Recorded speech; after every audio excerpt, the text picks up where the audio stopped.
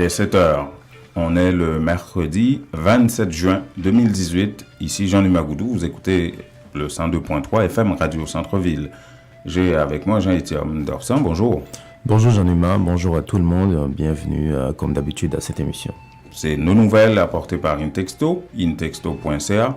Nous sommes également en direct sur Facebook et nous serons en différé sur YouTube et sur WhatsApp également, 438-395-1256. Alors, sur le plan local, on parlera encore d'économie, comme on l'a fait hier. On parlera du marché informel du transfert d'argent vers Haïti, comment ça se comporte, c'est quoi le marché informel, c'est quoi les analyses, vous aurez des détails intéressants. C'est ça, et qu'est-ce que ça représente en termes de PIB pour Haïti. On va parler de tout ça. Et en Haïti, définitivement, c'est l'interpellation qui garde l'actualité. Ouais. On parlera, il y aura Ça a évolué là. Oui, définitivement. Samuel d'Haïti, par exemple. Il n'y aura plus de surprises comme disaient certains hier. On va voir. Aujourd'hui, il y en a qui disent « Oh non, je ne vote pas pour Jacques-Guy Lafontaine ». Du bloc majoritaire, bien entendu. Justement, et ça, il faut le suivre de près. Samuel d'Haïti, par exemple, le député de Saint-Marc, qui est du bloc majoritaire, lui a formellement pris position contre... Et la minorité qui vraiment continue de persuader la majorité par une lettre adressée au président du bloc majoritaire pour le convaincre d'appuyer l'idée de renvoyer Jacques-Guy Lafontaine. Et contrairement à Richard Doré, Guilherme Delva sent la soupe chaude. Oui, définitivement. Il voit dans cette démarche une forme d'instabilité qu'un certain secteur souhaite mettre en Haïti. Vous aurez des détails par rapport à la réaction de Guilherme Delva dans cette émission, mesdames et messieurs. Et on parlera aussi... Le budget aussi. Le budget qui n'a pas été déposé, c'est un autre argument contre Jacques-Guy Lafontaine demain. Et finalement, Port-au-Prince, 5 millions d'habitants d'ici 2030. Comment on va gérer ça? C'est une étude réalisée par des spécialistes canadiens de la démographie, mais commanditée par l'Union européenne en Haïti, qui prévoit que Port-au-Prince pourrait avoir 5 millions de personnes d'ici 2030. Comment on va gérer ça? Et on parlera... À la surprise de tout le monde, la BID, la Banque interaméricaine de développement... On croyait que graisse cochon en tape cul de cochon, mais non, c'est pas le cas. Il y en a un peu d'huile d'olive là-dedans aussi. La BID qui annonce justement avoir accompagné la caravane de changement de Jovenel Moïse dans 3 domaines. 5 millions de dollars sont dépensés dans le domaine de la construction de routes, de l'agriculture et de l'environnement. Restez avec nous, mesdames et messieurs, on vous retrouve tout de suite après pour le développement de ces informations.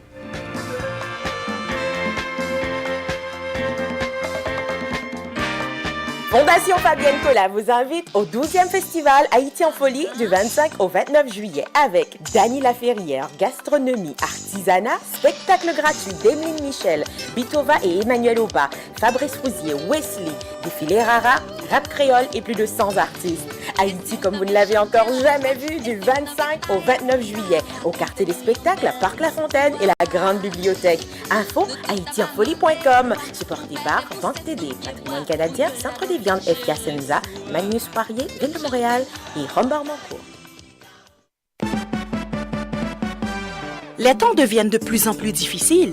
Dès que possible, vous devez économiser pour de meilleurs lendemains. Unitransfert vous présente la solution Direct Transfert pour les raisons suivantes. Vous êtes certain que votre argent est déposé directement à la Unibank sans passer par des inconnus. Les bénéficiaires ont accès à leurs fonds rapido presto aux succursales de la Unibank, plus grande banque commerciale établie partout en Haïti. Vous recevez une prime, un bonus. Ne les gardez pas avec vous. Pour ne pas tout dépenser, économisez un peu. Faites un direct transfert sur votre compte à la Unibank. Lorsque vous voyagez en Haïti, votre argent vous attendra sans embâche. Donc, beaucoup moins de casse-tête.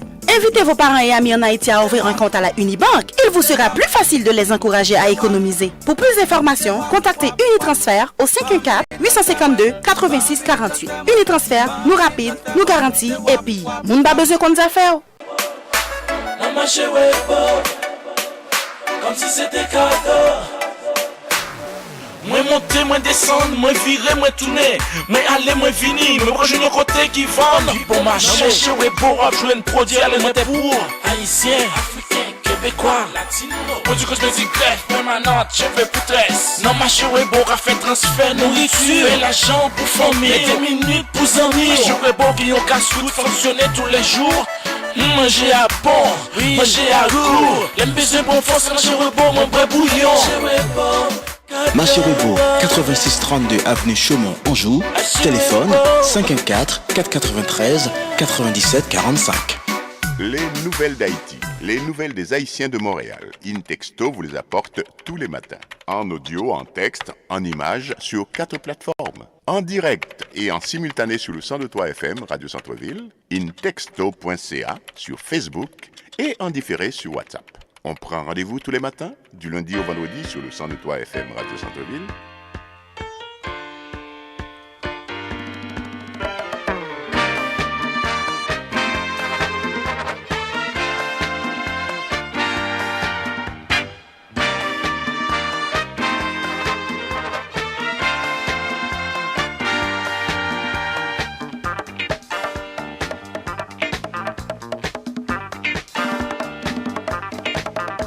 Monsieur Fondabé, qui ça nous représente pour le pays? Nous représentons 25% PIB pays. Plus que 25%, parce que nous voyons en Haïti 2,5 milliards de dollars chaque année. Et PIB nous c'est 8 milliards de dollars, ça veut dire plus que 8,5 milliards, plus que 25%, nous avons presque 28%. Ça veut dire que nous sommes des gens qui sont extrêmement importants. Et pourtant,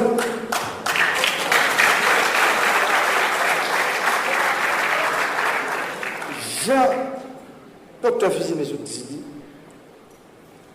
douane,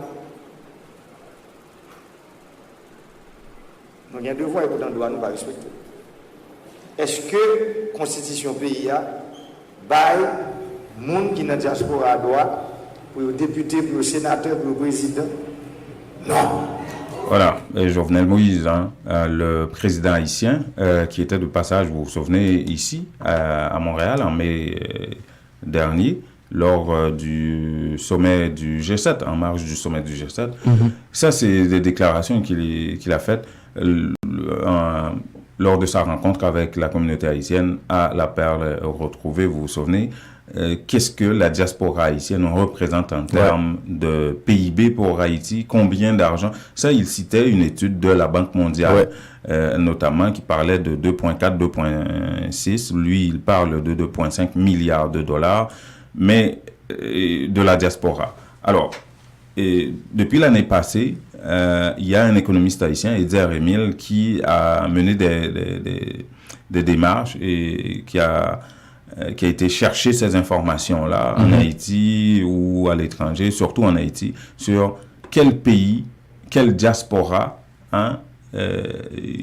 qui envoie beaucoup plus d'argent pour vraiment totaliser les 2,5, 2,6 milliards. Et toi, tu as la liste? Oui, il y a les États-Unis qui viennent en tête, évidemment. Définitivement. 126 millions. Et ce qui a étonné plus d'un, c'est que le Chili était arrivé en deuxième avec 7,6 millions de dollars. On ne saurait l'imaginer, justement. Oh, non, pas du tout. Bien avant le Canada avec combien? 7,4 milliards. Tout de suite après, le Canada. Mais c'est le Chili. Donc, imaginez-vous que le Chili envoie beaucoup plus d'argent que le Canada en Haïti. Oui, parce que justement, il y a eu une migration vers le Chili extrêmement importante ces dernières années. L'année passée, on parlait de 300 Haïtiens par jour qui débarquaient au Chili. C'est pas un jeu, là. Et les autorités chiliennes prévoyaient d'ici la fin de 2017, début 2018, qu'il y aurait plus de 200 000 Haïtiens au Chili. Et quand ils sont arrivés, ils sont allés là pour travailler. Définitivement. Et ils ont laissé de la famille en Haïti, donc ils envoyaient beaucoup d'argent en Haïti. Mais il y a l'économiste Thomas Lalim qui fait remarquer que ça doit être beaucoup plus que ça, beaucoup plus que 2,5 milliards, peut-être que c'est 3 milliards, 4 milliards ou sinon plus, que la diaspora, au fil des ans, réussit à envoyer en Haïti. Pourquoi? Parce qu'il y a le transfert informel, dit-il. Le transfert informel, qui est moins présent au Chili parce qu'il y a moins d'Haïtiens, ils viennent d'arriver, ils ont besoin de travailler pour envoyer de l'argent. Il y a moins d'Haïtiens qui prennent des vacances en Haïti, qui retournent en Haïti. Or, aux États-Unis, par exemple à Miami, il y a des vols réguliers vers Port-au-Prince tous les jours, régulièrement, hein, plusieurs vols même. Donc, moi, je l'ai fait, je suis sûr que tu l'as déjà fait aussi, Jean-Étienne. Tu as un ami, une connaissance qui rentre en Haïti, tu lui donnes une enveloppe, tu dis, est-ce que tu peux remettre ça à un tel pour moi? Tout ça fait partie du transfert informel, mais combien qui sont transférés comme ça, tous les jours, au niveau de la diaspora? Écoutons Thomas Lalim. Les transferts informels du Chili vers Haïti sont négligeables. Par contre, les transferts informels du Canada vers Haïti, c'est très très important parce que toi, c'est rarement tu vas passer un mois ou 2 mois où tu vas pas trouver quelqu'un qui va en Haïti. Donc ce qui arrive, c'est que au lieu de faire un transfert avec tous les frais que ça importe, avec le $50, au lieu de faire un transfert chaque mois, tu peux t'arranger à trouver à chaque 2 mois, à chaque 3 mois, un ami qui rentre en Haïti à qui tu donnes une enveloppe. Donc à ce moment-là, pour le Canada, c'est la même chose pour les États-Unis aussi. Le montant des transferts informels qui ne sont pas comptabilisés représente pour moi un montant important. Et si tu tiens compte de ça, je suis sûr que le Chili va aller vraiment, peut-être même après la République dominicaine. Ce serait peut-être d'abord les États-Unis, le Canada, peut-être, je ne sais pas pour la France comment ça se passe. Pour la République dominicaine, il y en a quelques transferts aussi. Mais je doute fort que le Chili pourrait être vraiment le deuxième pays en termes de transfert. Donc, c'est pourquoi il faut vraiment accorder une importance à cette histoire de transfert. Mais définitivement. Ouais, parce qu'il y a vraiment beaucoup d'argent qui sont envoyés en Haïti de manière informelle. Et en envoyant ça de manière informelle, on évite les frais de transfert, on évite le $1,50 qu'on prélève sur les transferts en plus. Donc, fait que, il y a des gens ça fait partie définitivement de notre culture. Ouais, absolument, absolument. Parce que tu te rappelles, au début, il n'y avait pas les maisons de transfert, il y avait ce qu'on appelle les facteurs où on utilisait. C'était des gens qui faisaient que ça, où tu donnes l'enveloppe, tu vas acheminer ça chez toi tranquillement. Donc, ça, absolument. Ou ça par la reste, poste. Ou par la poste. Justement. Et ça reste dans notre pratique. Temps, mais bon, il y a les maisons de transfert qui ont leur mérite en termes de rapidité, en termes de sécurité aussi. Mais, il y a aussi cette pratique chez les Haïtiens qui reste et demeure. Maintenant, comment l'évaluer, et les Haïtiens, que ce soit dans l'économie haïtienne, hein, une bonne partie de l'économie haïtienne est basée sur c'est l'économie informelle, quoi. Ma mère évoluait dans l'économie informelle. L'État haïtien ne connaissait ni d'Ève ni d'Adam, vraiment le commerce, le business, l'entreprise de ma mère, qui était d'aller vendre au marché. C'est l'informel. Alors que ceux qui représentent beaucoup dans l'économie haïtienne, définitivement. Une bonne partie de l'économie haïtienne. C'est ce qui a payé mon éducation, ma scolarité. Qu'est-ce que vous voulez? Bon, bref, François, j'imagine que c'était comme ça pour ta mère aussi. Elle s'en allait au marché avec son panier sur la tête. Ça, c'est vraiment quelque chose de fondamental. Ouais, bon. Nous avons tous. Nous sommes, en majorité, nous sommes passés par là. Ouais, définitivement. Nous sommes passés par là. Et puis, c'est pourquoi on veut vraiment saluer toutes ces mères, tous ces parents-là qui nous ont aidés. Ouais. Parce que sinon, on ne pouvait pas être aujourd'hui là où nous sommes. C'est clair. Oui. Alors, qu'est-ce que... Bonjour François, hein, ce matin, ce matin, c'est moi qui te le rappelle. En saluant ces gens-là, c'est ce que je voulais faire. Je voulais saluer... Alors, ok. Je voulais saluer tous les auditeurs, saluer Jean-Demas, saluer Jean-Étienne. Ouais. J'espère que vous allez bien. Ça va très bien, merci. Ben oui. Ça va très bien? Oh, on va dire ça, ouais. Bon, c'est ça, c'est bien. Alors, aujourd'hui, là, on a pas mal de nouvelles. Oh. Alors, allons-y vite, là. Vite? Oui, allons-y vite parce qu'on est chargé couler de bas pour Haïti. Okay. Alors, dans un premier temps, je commence avec cette Française a été arrêtée. C'est l'étudiante française qui a été arrêtée parce qu'elle faisait du jogging. Ouais. Elle a traversé la frontière sans savoir. Aux États-Unis, ouais. Oui. Alors à ce moment-là, on l'a arrêtée et parce qu'on lui dit que normalement, elle a été détenue pendant 15 jours. On lui dit que elle ne devait pas, par exemple, faire ça parce que aujourd'hui, les États-Unis deviennent un pays très, très contrôlé ou bien c'est fou, on aurait pu l'assommer de faire marche arrière. Oui, mais elle a été détenue pendant 15 jours. Et 15 jours, ça veut dire que c'est vraiment assez difficile. Et puis, à ce sens-là, on se dit, mais comment quelqu'un, elle a bien expliqué qu'elle a traversé, c'est-à-dire, elle a traversé la partie américaine sans même le savoir parce qu'elle faisait du jogging. Elle a dit qu'elle est étudiante, elle est française, d'ailleurs, elle n'a même pas besoin de visa pour aller aux États-Unis. C'est incroyable. C'est vraiment détenu pendant 15 jours. Wow. Pendant 15 jours parce qu'elle a traversé la partie américaine en faisant du jogging. C'est comme si le Canada était en guerre avec les États-Unis. Oui, c'est un peu ça. Ça veut dire que c'est vraiment une situation incroyable quand on voit comment il réagit, comment les politiques fonctionnent maintenant à partir de Donald Trump qui devient président. Ça veut dire que c'est ça. En même temps, il y avait 5 familles canadiennes qui avaient adopté des enfants au Japon. Et qui étaient restés coincés pendant longtemps pour attendre leur bébé. Alors, pourquoi? Parce que, encore là, c'est un délai qui est causé parce que, à cause d'une décision du gouvernement américain de modifier les règles concernant les adoptions au Japon. Ça veut dire que, là maintenant, on dit que parce que le gouvernement américain a décidé de modifier les règles, alors Ottawa a dit pour être plus de temps, il a dû demander un avis juridique au ministère de la Justice du Japon. Alors, des fois, on ne comprend plus rien.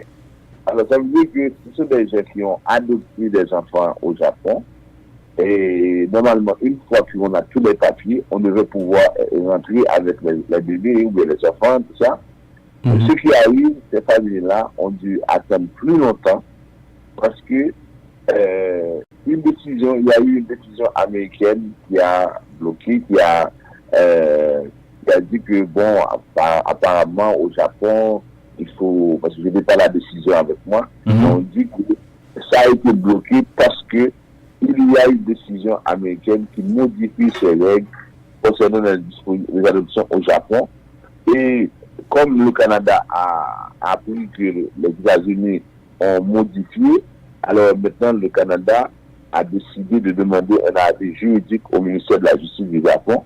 Et les enfants, les parents avaient tous les visas, mais ils ne pouvaient pas venir parce qu'on attendait l'avis juridique. Alors ça a pris beaucoup de temps et les parents sont fâchés, ils disent que c'est pas possible qu'on soit rendu là. Ça veut dire que c'est comme si le monde va, par exemple, à l'envers à cause de toutes ces politiques qui sont appliquées. Bon. Les autres vous diraient, quand vous entendez des bruits de bottes, des bruits de guerre, des bruits de ci, des bruits de ça, c'est que c'est la fin qui approche, c'est ça? Oui. C'est pas Jean-Étienne qui dirait ça? Allons-y, François. Hier, j'ai parlé de ça, mais aujourd'hui, je te laisse faire. Allons-y, François, continue. Donc, pour terminer, parce que vous me dites que on a par exemple, à cause de le Canada veut réduire le recours à la détention pour les immigrants. Alors, bonne nouvelle, parce que avec tout ce qui se fait maintenant aux États-Unis, là maintenant on dit on veut réduire le recours à la détention des immigrants. Alors, d'ici quelques semaines, il y a des solutions de rechange qui pourraient prendre la forme de surveillance de la collectivité. Hein? Okay? Alors, on dit que c'est un projet. Avec des bracelets aux pieds? Bon, je ne sais pas comment on va faire ça. OK. Mais on dit ça peut prendre la forme de surveillance de la collectivité. En résidence surveillée, genre? Oui.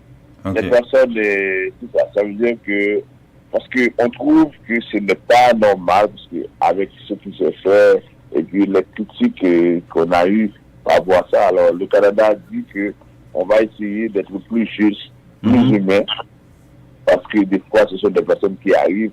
Moi, je comprends que dans certains cas, son image intime, c'est que si, par exemple, la personne arrive, on ne peut pas l'identifier, il y a des problèmes de sécurité qui se posent, ou bien des fois des gens arrivent avec leur téléphone, il y a des photos de pornographie juvénile, des choses comme ça. Je comprends que ce sont des gens qui doivent être effectivement incarcérés, ou bien, mais pas pour longtemps, mais c'est quand, par exemple, pour un lien, ça veut dire qu'on peut, par exemple, arriver à l'aéroport, on discute avec un agent, l'agent peut trouver que on ne donne pas la réponse appropriée, ou bien parce que l'agent, il a le pouvoir, l'agent de service hospitalier, il a le pouvoir de procéder à l'arrestation de n'importe quel voyageur, n'importe quelle personne qui est ici, qui arrive au point d'entrée. Alors, à partir de là, on dit qu'on va essayer de trouver des situations pour empêcher que des personnes soient incarcérées, parce que ce n'est pas normal. Et des fois aussi, ce sont des personnes, il y a des enfants, il y a des femmes enceintes, il y a des personnes âgées, vous voyez. Alors, ça veut dire que ces gens-là vont vivre difficilement la détention, parce que quand on vous arrive dans un pays, et puis la procédure veut que dès qu'on procède à votre arrestation, vous n'allez pas être libéré avant 48 heures, parce qu'il faut passer à la commission de l'immigration dans les 48 heures. OK. Et 48 heures, si ça tombe dimanche, c'est sûr que vous n'allez pas y passer. Si ça tombe samedi, vous n'allez pas y passer. Alors, c'est 48 heures. Ouvrable. Oui, c'est ça. Et puis, là encore, ça dépend du cas, ça dépend de ce qu'on va dire. Et puis, est-ce qu'il y a une alternative raisonnable? Parce que si on doit vous libérer, on doit savoir que si jamais on a besoin de vous, est-ce que vous serez disponible? Ah, c'est compliqué. Alors, quand on voit comment les gens ils font ça pour dans les pays comme le Canada, les États-Unis, comment on traite, je dirais, les gens du Sud, bien, comment on traite les gens qui arrivent, on n'est pas en train de justifier n'importe quoi, mais cependant, il y aurait d'autres façons pour essayer de contrôler ces problèmes-là. Bon. Ah ben voilà, et c'était tout pour aujourd'hui. Ça a été vite, hein, François, merci. Bon, vous m'avez dit, il y a beaucoup de sujets, je vais vous attendre, je vais voir ce que... Ok, François, ben merci. François Jean-Denis qui dirige la ferme Vision Max Service. Vous pouvez voir ses coordonnées qui défilent à l'écran sur Facebook. Si vous avez des questions ou des sujets en particulier pour François, ben appelez-le. Les coordonnées sont sur Facebook, ça défile à l'écran. Merci François, bonne journée. Merci, bonne journée à tout le monde. Ou al fait affaire avec une compagnie de green gauche tête bobèche pour régler dossier immigration au Canada pour te faire économie bout de chandelle ou à vinn plein on prend refus parce que dossier mal préparé, formulaire t'es mal rempli ou même qui te voulait ça me t'es parlé. Tu vois, pour le même genre de dossier, Ti George WhatsApp, Fanny, Madame Joe Facebook et moi-même avions tous obtenu satisfaction pour avoir fait affaire avec Vision Max Service, cabinet spécialisé en immigration. Vous qui rêvez d'immigrer, d'étudier au Canada ou tout simplement de visiter le pays, Vision Max Service. Vous comptez demander un super visa, venir investir ou vous établir en tant que travailleur qualifié. Vision Max Service, un label de qualité. Vision Max Service, c'est le travail de professionnels qui étudie, traite, suivent votre dossier. Il vous conseille, vous encadre, vous accompagne dans toutes vos démarches pour des résultats 100% excellents. 273 Lalu coin Ruelle Vaillant Port-au-Prince, Haïti. Téléphone 48 20 78 18 22 09 76 82. Montréal 438 876 93 98. Cherchez-vous à commencer une carrière satisfaisante? Le Fonds d'études pour les enfants Inc. vous offre cette opportunité. Une carrière avec des heures de travail flexibles et un potentiel de revenus illimité. Une carrière par laquelle vous vous impliquez dans votre communauté. Envisager une carrière en tant que représentant de courtier du Fonds d'études pour les enfants Inc. C'est possible maintenant. Le Fonds d'études pour les enfants Inc. est à la recherche de personnes entreprenantes et déterminées qui veulent s'engager dans l'industrie croissante du régime enregistré d'épargne et études. Visitez cefi.ca/carrière ou composez le 1-800-246-1203 poste 242. Que regardez-vous sur votre tablette? Une annonce incroyable. Réduction, rabais à gogo, prix PI. Cosmétique multi-ethnique baisse ses prix et ça ne va pas s'arrêter. Les prix les plus bas. L'entrepôt des produits de beauté, c'est aussi de nouvelles promotions comme les tresses expression liquidées à seulement $4,25. Cosmétique multi-ethnique, une vaste sélection de styles, de marques et de types de produits de beauté en tout temps. Si vous trouvez moins cher ailleurs, Cosmétique multi-ethnique vous rembourse le double la différence. Cosmétique multi-ethnique 42,90 et Bélanger à l'est du boulevard P9. Téléphone 514 89 5429. J'adore Cosmétique multi-ethnique. La beauté à petit prix, ça marche. Les meilleurs produits pour la beauté de la peau se trouvent à Essence de Beauté. Aux quatre coins du monde, les produits Essence de Beauté vous rendront inévitablement splendide. Pour les acnés, peau sensible, peau sèche, peau grasse, Essence de Beauté. Avec les produits nettoyants, hydratants, revitalisants de Essence de Beauté, une visite s'impose aujourd'hui même au Petit Royaume de la Beauté, 72 34 rue Saint-Hubert, au coin de Jean Talon à Montréal, ou encore composez le 514 273 56 66, New York, au 182 17 Jamaica Avenue, 718 454 14 36.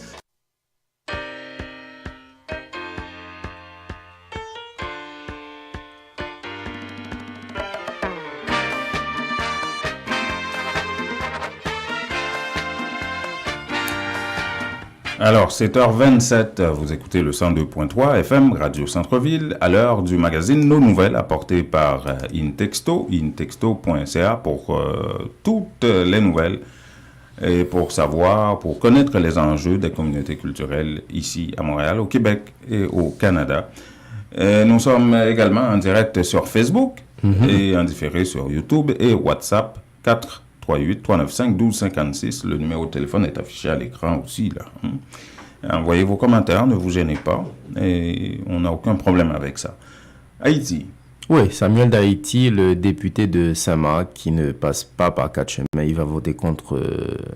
Non. Ah ben, hier, vous avez écouté un certain nombre de députés qui avaient plutôt une langue de bois, mi-figue, mi-raisin, à califourchon entre le renvoi et le maintien de Jacques-Guy Lafontaine. Ben, il y en a... Pour certains d'autres, c'est pas le cas. Ah oui, toujours à propos du bloc majoritaire, là. Ils font partie du bloc majoritaire. Samuel d'Haïti, il fait partie du bloc majoritaire et il dit, sans détour, que moi, je vais voter contre Jacques-Guy Lafontaine demain. Je vous rappelle que c'est demain que Jacques-Guy Lafontaine et toute son équipe sont attendus au Parlement, notamment à la Chambre des députés. C'est l'aboutissement d'une démarche menée par une quinzaine de députés minoritaires auprès du bureau de la Chambre afin de convoquer le Premier ministre. Et c'est ça la beauté de la démocratie. Imaginez une minorité qui met la majorité au pied du mur.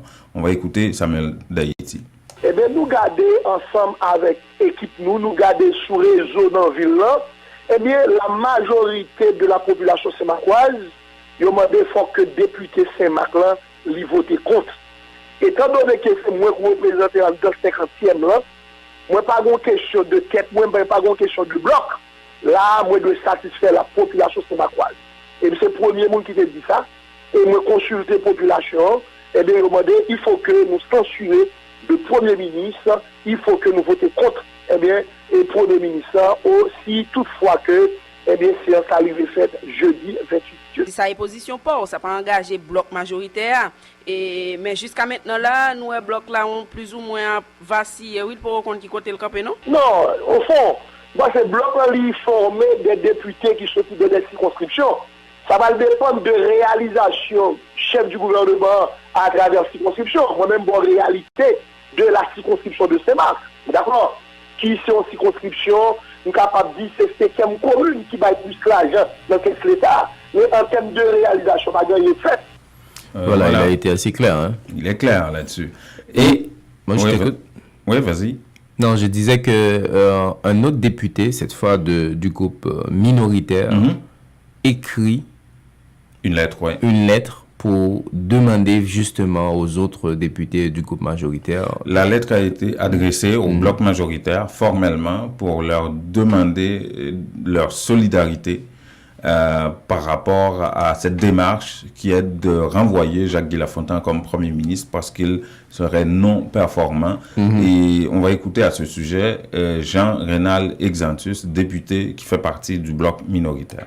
Donc, mettant sous base de incompétence, de manque de capacité, ou bien, et donc, problème, des jours en jour, il a pas empiré. Et, l'on a regardé bilan encore, c'est encore triste, puisque bilan n'a pas reflété en volume d'engagement qu'il prend lorsque le temps présenté déclaration des petits généralistes. Donc, sous base ça, nous dit président, honorable président et Wilson Hippolyte, que l'air maintenant, c'est le moment de la solidarité parlementaire pour que nous discuter, pour nous garder comment nous sommes capables de permettre que le pays a les ralentis sous faveur à différents problèmes qu'il a. Et une solution possible, c'est que le gouvernement, que l'aller pour que le nouveau gouvernement. Voilà. Wilson Hippolyte, c'est le président du bloc majoritaire. Et le ministre de la Communication, Guilherme Sedelva, voit dans cette démarche, vraiment dans cette interpellation, une démarche d'un certain secteur du pays qui souhaite voir le pays se déstabiliser définitivement. Ouais, ben c'est la preuve que au niveau du gouvernement, ils sentent la soupe chaude. Guilherme Sedelva qui dénonce un plan visant à créer une instabilité dans le pays. Et il confirme par ailleurs que oui, Jacques Guy-Lafontaine, officiellement, il confirme que Jacques Guy-Lafontaine va aller au Parlement avec son équipe. Écoutons Guy Delva. Moi-même, je dis que tout haïtien, c'est ça, c'est souhaité. Ouais, que le pays est stable. L'instabilité, ça n'a pas arrangé aucun monde. Même monde qui peut-être penser qu'il a tiré au gain politique, dans l'instabilité, son faux calcul lié. Son faux calcul. Parce que si le pays a crasé, ou même le pays, alors pensez comme ça, et comme ce bateau a coulé, et puis on a un bateau, ok, dans le temps de la mer, et puis on va sauter le couler comme ça va couler d'eau même. Bon, il n'a pas fait sens. Et je me dis ça, non, radio dire, il y a des politiciens qui, parce que l'opposition, le gouvernement prend le président prend une décision, le gouvernement prend une décision. Mon en privé, il dit mon cher, il prend une belle décision, si moi ça m'a fait tout. Mais lui-même encore il dit mais si mal dit ça, pas pour nous, opposition, parce que les salles ne vont pas pouvoir, faut-il pas bon, faut combattre. Mais si vous pas bon pour le pays, on peut reconnaître lui, ou quand même porter contribution pour là-dedans, laisse la population lui-même bénéficier, l'a associé à succès. Mais là, le chaos ou les scombrites, je ne sais pas comme c'est là, on va le tirer là-dedans. Voilà, en parlant de décision, il y a une décision que le gouvernement aurait pu prendre et puis qui pourrait jouer en sa faveur, le dépôt du budget 2018-2019. Ça, c'est une chose, mais le pire, c'est que le budget rectificatif qui devait précéder le prochain budget n'est pas déposé non plus. Donc, et ça ne joue pas en faveur. Demain, ça ne jouera pas en faveur de Jacques Guy-Lafontaine. Écoutons Jean-Marcel Lumière.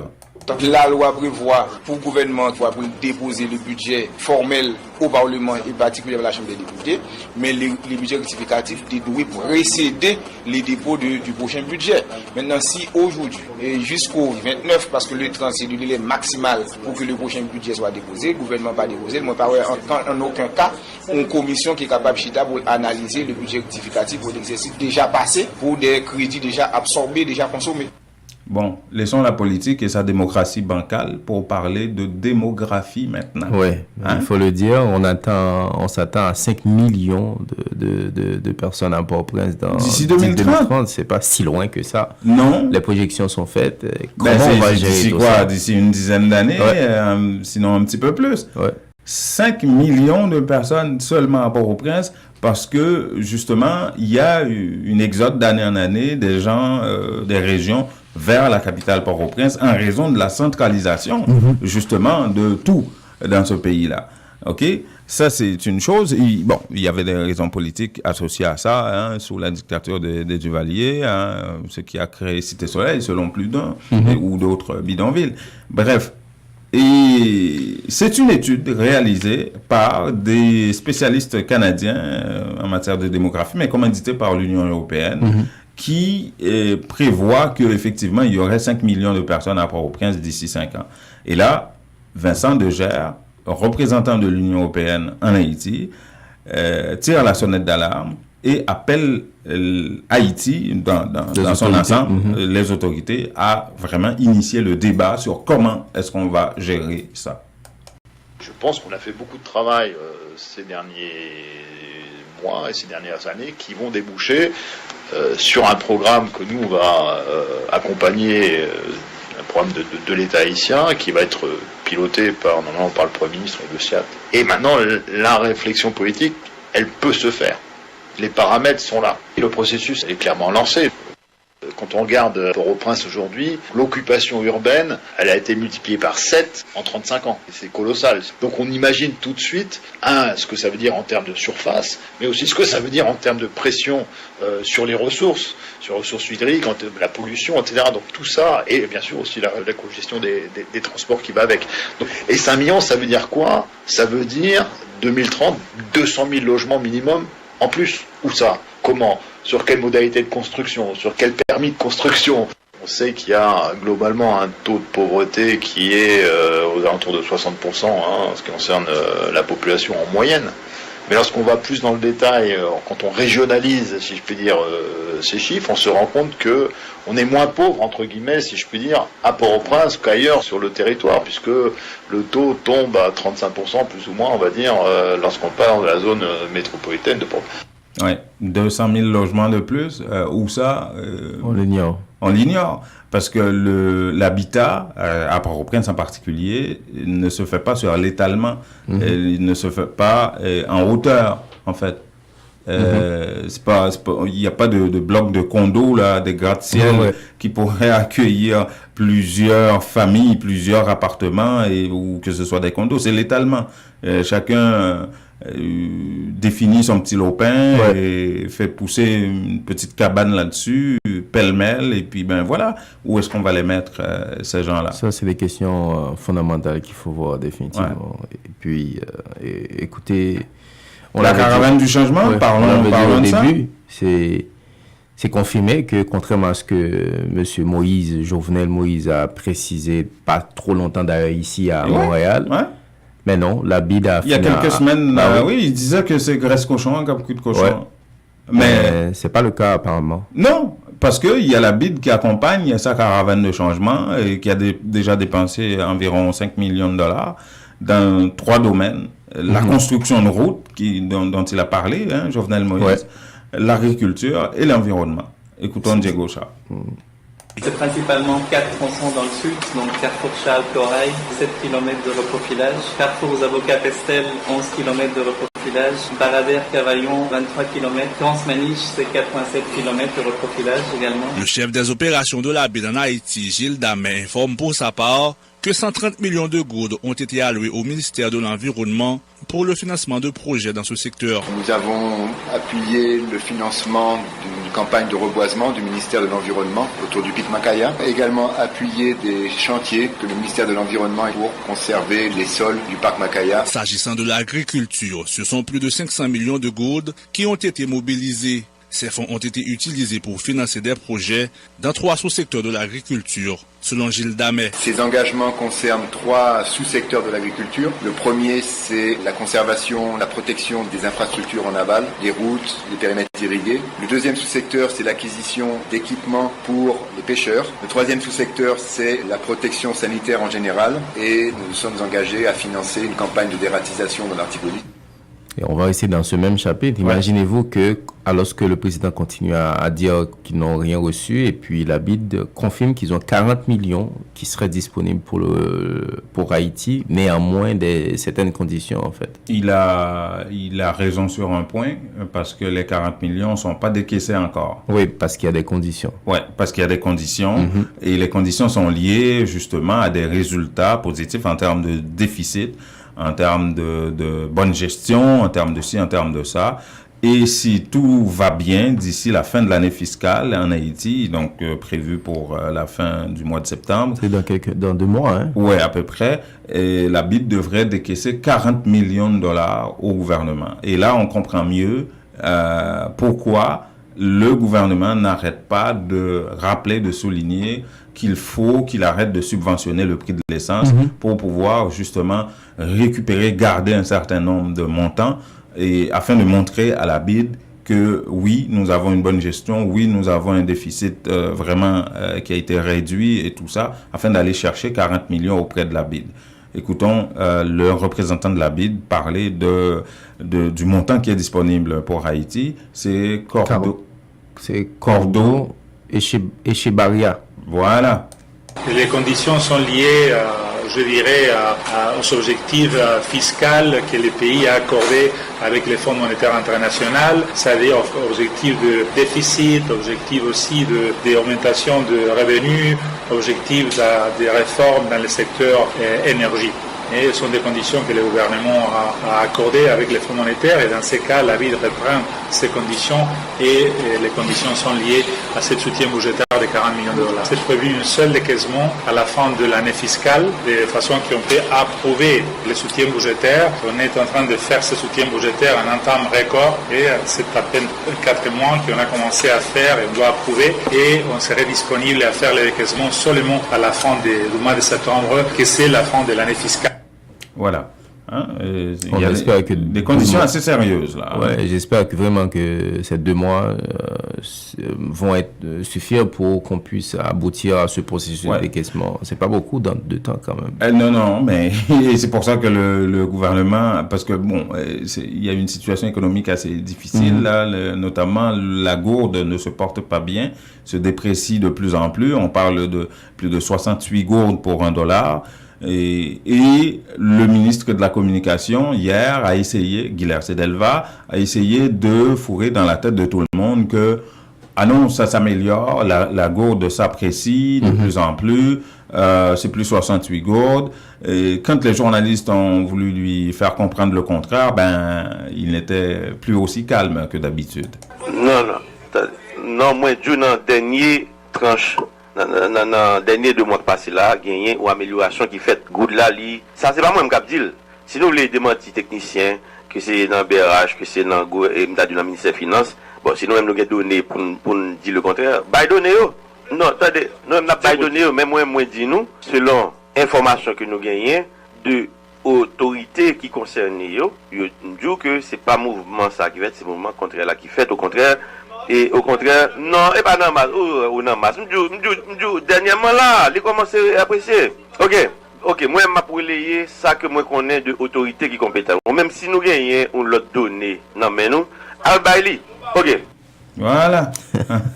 Faut affronter les données. Là, il était en train de dire aux journalistes, écoute, là, tu me fatigues, ok? C'est comme, ouais, c'était à peu près ça. Bref. En parlant de journalisme, en parlant de la presse, 20 fois sur le métier, il y a... Il faut se remettre à l'ouvrage. Oui, justement, il y a un mouvement qui s'appelle Mouvement universitaire paysan, autrement dit réciproque, qu'on appelle ça, qui a donné une conférence de presse hier, qui a appelé la presse, les journalistes et les médias à remettre leur ouvrage. À être beaucoup plus efficace. Oui, non seulement beaucoup plus efficace, mais d'éviter de devenir une passoire aujourd'hui qui laisse parler n'importe quel quidam, n'importe quel pied dans les médias et les construire d'année en année pour avoir des parlementaires, des députés, des sénateurs qui vraiment ne représentent pas fièrement la population en général selon Kirby Lindor. Alors, ce qu'il dit, c'est que il faudrait que la presse réussisse à filtrer les déclarations, ne pas donner la parole, donner de la place à n'importe qui monte une organisation quelconque, qui n'a aucune représentativité et qui n'a pas été, dont la représentativité n'a pas été vérifiée ou la légalité même n'a pas été vérifiée auprès du ministère de la Justice et tout ça. Et la presse, de manière générale, les laisse parler. La presse est devenue une passoire selon lui. Écoutons-le. Mais pendant 32 dernières années, nous constatons qu'il y a des ordres qui fait la question de la presse là en Haïti. Puisque, il y a n'importe qui moun parler, n'importe qui nègre qui besoin font corps, soit sous un gouvernement, ou bien sous un président, ou bien sous un monde, ou bien détruire un monde, il utilise une organisation qui pas enregistré nulle part, et li vient bailler conférence, et journalistes, ils prennent plaisir à passer conférence ça. Donc, c'est des bagailles qui fait société à plus tort que bien. Donc, non, c'est ça, nous venons demander journalistes, nous venons demander leaders d'opinion, patrons médias, pour réorienter question de moun parler dans la presse, pour que bail de moun qui compte ça dit. Par exemple, pour organisation, on est formé relève faut pas force patriotique pour respect constitution. Poser moun qui ne faut pas que question combien d'articles qui gagne dans constitution, la difficile pour répondre. On est un parti politique qui les parasol. Qui ça parasol qui a été construit dans état de droit que n'a pas là. Donc nous pensons que je dis faut que la presse présenter une société à l'autre modèle monde pour que dans 10 15 20 ans qu'a venir là nous pas reprendre on est qui fait 22 l'année à descendre pantalon dans figure monde comme président on est sous base d'un jardin banane vinn président dans 10 15 20 ans nous pas on est pour printemps Belizer dans chambre député on est tant pour Gracia Delva dans Sénat République là on est tant pour Willow Joseph dans Sénat République là faut la presse réorienter là mettons l'autre groupe monde devant par exemple il y a des professeurs à l'université pour qui ça pas créer des espaces pour le professeur Gracien Jean pour qui ça pas créer espace pour le professeur Fritz Dozier pour qui ça pas créer espace tout pour économiste Eddy Labossière qui ont doctorat en économie pour venir parler pour qui ça nous plutôt à présenter monde de nèg ou Oni Timothée comme politicien de nèg ou Biron Odigé comme politicien de nèg ou Yvon Bonhomme comme politicien. Fondation Fabienne Colas vous invite au 12e festival Haïti en folie du 25 au 29 juillet avec Dany Laferrière, gastronomie, artisanat, spectacle gratuit d'Emeline Michel, Bitova et Emmanuel Oba, Fabrice Rousier, Wesley, défilé Rara, rap créole et plus de 100 artistes. Haïti comme vous ne l'avez encore jamais vu du 25 au 29 juillet au quartier des spectacles à Parc La Fontaine et la Grande Bibliothèque. Info haïtienfolie.com, supporté par Banque TD, Patrimoine canadien, Centre des viandes FIA Senza, Magnus Poirier, Ville de Montréal et Robert Mancourt. Les temps deviennent de plus en plus difficiles. Dès que possible, vous devez économiser pour de meilleurs lendemains. Unitransfert vous présente la solution Direct Transfert pour les raisons suivantes. Vous êtes certain que votre argent est déposé directement à la Unibank sans passer par des inconnus. Les bénéficiaires ont accès à leurs fonds rapido presto aux succursales de la Unibank, plus grande banque commerciale établie partout en Haïti. Vous recevez une prime, un bonus. Ne les gardez pas avec vous. Pour ne pas tout dépenser, économisez un peu. Faites un direct transfert sur votre compte à la Unibank. Lorsque vous voyagez en Haïti, votre argent vous attendra sans embâche. Donc, beaucoup moins de casse-tête.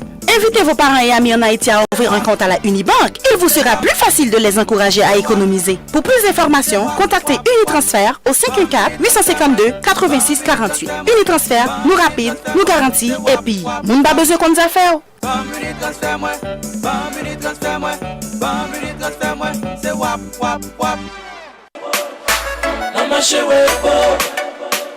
Comme si c'était cadeau. Moi monter, moi descendre, moi virer, moi tourner, moi aller, moi venir, moi rejoindre côté qui vend. Pour marcher, chez Webo, jouer un produit, aller moi pour haïtien, africain, québécois, latino. Produit cosmétique greffe, permanente, cheveux pour tresse. Non, marché Webo, a fait transfert, nourriture, et l'argent pour famille, 10 minutes pour amis. Chez Webo, qui ont casse-route, fonctionner tous les jours. Manger à bon, manger à lourd. Les besoins pour force, manger Webo, mon vrai bouillon. Marché Rebo, 8632 avenue Chaumont, Anjou. Téléphone 514 493 97 45. Ou al faire affaire qui une compagnie de grande gauche tête bobèche pour régler dossier immigration au Canada pour te faire économie bout de chandelle ou à vinn plein on prend refus parce que dossier mal préparé, formulaire était mal rempli ou même qui te voulait ça me te parler. Tu vois, pour le même genre de dossier, Ti George WhatsApp, Fanny, Madame Joe Facebook et moi-même avions tous obtenu satisfaction pour avoir fait affaire avec Vision Max Service, cabinet spécialisé en immigration. Vous qui rêvez d'immigrer, d'étudier au Canada ou tout simplement de visiter le pays, Vision Max Service. Vous comptez demander un super visa, venir investir ou vous établir en tant que travailleur qualifié. Vision Max Service, un label de qualité. Vision Max Service, c'est le travail de professionnels qui étudient, traitent, suivent votre dossier. Ils vous conseillent, vous encadrent, vous accompagnent dans toutes vos démarches pour des résultats 100% excellents. 273 Lalu coin Ruelle Vaillant Port-au-Prince, Haïti. Téléphone 48 20 78 18, 22 09 76 82. Montréal 438 876 93 98. Cherchez-vous à commencer une carrière satisfaisante?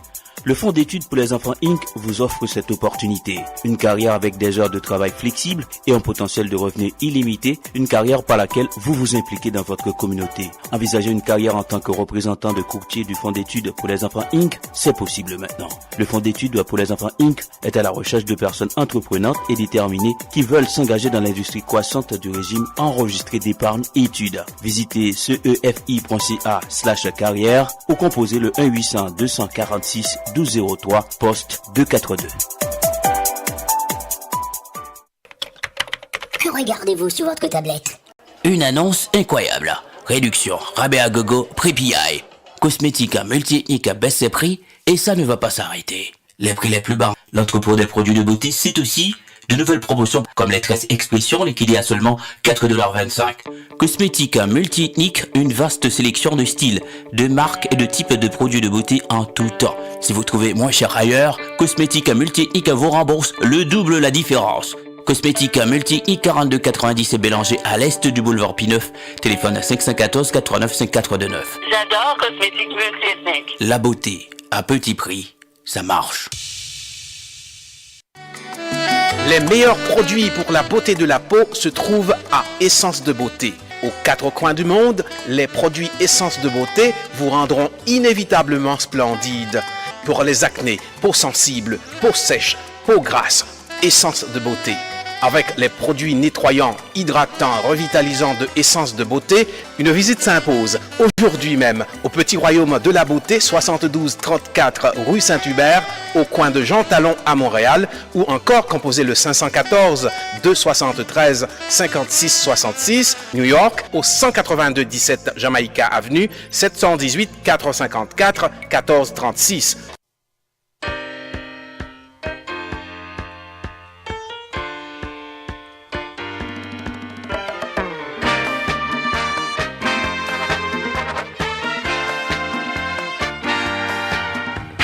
C'est 7h52. Oui. 102.3 FM, Radio Centre-Ville à Montréal. Vous écoutez le magazine Nos Nouvelles apporté par Intexto.ca. Nous sommes également sur Facebook en direct. Ouais. Alors, Jacques Guy-Lafontaine, c'est demain. Oui. On a de nouvelles données pour essayer de faire... Tu serais toujours serein aujourd'hui? Hier, tu me l'as dit. Mais là, tu sais, c'est difficile. Dans le sens, quand tu entends, par exemple, oui, il faut le dire. Quand tu entends, par exemple, le discours du ministre de la Communication, ça veut dire ce que ça veut dire. Si M. Doré prétend être calme... Ça veut dire que la panique commence à rentrer dans la maison. Mais toutefois, Jean-Numa, il faut le préciser. Dans la façon dont la politique se fait en Haïti, malheureusement, on ne peut pas faire des analyses avec beaucoup d'exactitude. Ça peut changer à tout moment, même au moment même du vote. On peut toujours quand même analyser les choses. C'est difficile de dégager une tendance fiable. Dans les 24 heures là, il y a tellement de choses qui peuvent se passer. Peut-être Monsieur Lafontaine va trouver une formule pour calmer un peu ses députés pro ou même non contre. On ne sait jamais. C'est très difficile. Mais il faut comprendre absolument, quand même analyser l'inquiétude qui est palpable dans la déclaration du ministre de la Communication, M. Delva, qui n'est pas n'importe qui, quand on sait que son parcours journalistique. Et on ne s'attendait pas à ce que M. Delva voit dans une interpellation qui est une démarche démocratique. Là, lui-même, il a dit ça la semaine dernière. Déjà.